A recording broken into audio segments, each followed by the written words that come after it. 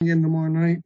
Yeah, I mean, it is what it is. It's the NBA, but we only have a few games left until we hit playoffs. So hopefully, these few games give us that energy and motivation to finish at the top of the East. So I mean, we got something to look forward to.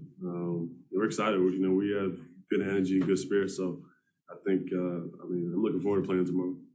Yeah, you guys have been involved in blowouts lately. Was there anything good about being in such a competitive game and having to be stretched to the limit like this? It's good that we got the win and we fought through the adversity and all of that. But obviously, you want to win by a lot every game. But yeah, you can say it was good. It kept us engaged and we fought to the end. Thanks. Lauren Rosen. And Doc said that those two charges in overtime were the biggest plays of the game. You have spoken a lot this season about the fact that your stat line doesn't always tell the whole story, and I think tonight is sort of a perfect example of that. Can you tell us about those little things you did, particularly in overtime, to make sure that the team won? Yeah, I wanted to get in the plane and get to Chicago. But I was just doing what I could, whatever I could at the time with my team, defensively and offensively, just trying to make the right plays. So I noticed, they were going away from me, trying to get the ball away from me, and getting somebody else involved. So, I saw a couple opportunities where I could, make plays and try to do that. And then can you just take us through your memory of that last play? Because I know it wasn't the way you guys wanted to win, but a buzzer beater in overtime is still a buzzer beater in overtime. So can you just tell us a little about it? I knew Joe was going to get a good look. And, we trust him with those shots. So I was just there to clean it up. Thank you, Ben. Kai Carlin. Hey, Ben, I wanted to ask you about Seth Curry. When he's shooting the ball the way he was able to tonight, what does that do for you guys on the offensive end of the floor, especially for you to get the space you need? Man, a whole lot. I think my chemistry with him has grown a lot this season, and it continues to grow. Me trying to get him, good looks and open looks because he's a great shooter. So when you have somebody like that, you want to be able to facilitate and get them going because in the long run, yeah, it's going to be huge for us. Thank you. Keith Pompey. Ben, you talked about the last game about controlling your own destiny, not worrying about what other teams are doing. But right now, this win has you guys a half a game in first place. Mm-hmm. I think with 8 games left, 7-8 games left in the season. Just talk about that, being in first. Yeah, it's where we want to be.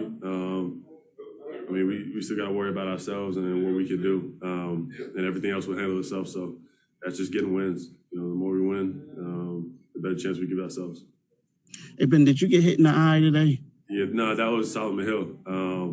A couple games ago. Yeah, and they had that. There was I think it was a flagrant or a tech. They had a tech. All right. Thank you, man. Yep. Time for 2 more. First, we'll go to D Lineham.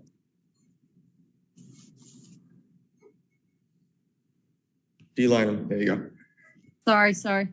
Ben, I wanted to ask you about your thoughts on Matisse, because as a defender who's well respected in the league as you are, what has allowed him to grow so quickly as a defender in this league? And something about his body control, I look and admire, and I'm just wondering if you see something in that as well. Definitely. I learned from him too. I don't think I would be the defender I am today if he wasn't here on the team. I feel like we feed off each other in terms of getting stops and wanting to play that role, and being those guys who can come in and stop guys and make it hard on certain players, which is a huge part on this team. If you don't have guys who can do that, then guys are going to be scoring it well. But I think over time he's just learned that he's one of the best defenders in the league on ball, and you guys see it. He's grown a lot in the last year or so. So Ben, in particular, the one play where the guy kind of gets by him and then he blocks the shot that ends up in the transition.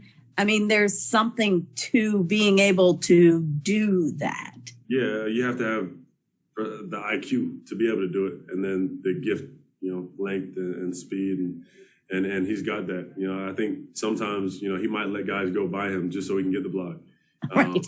And some guys just can't do that. There's certain plays where he might let a guy get a step in front and hit the ball from behind. There's certain things that he does that a lot of guys can't do and will never be able to do just because of the IQ and he's gifted.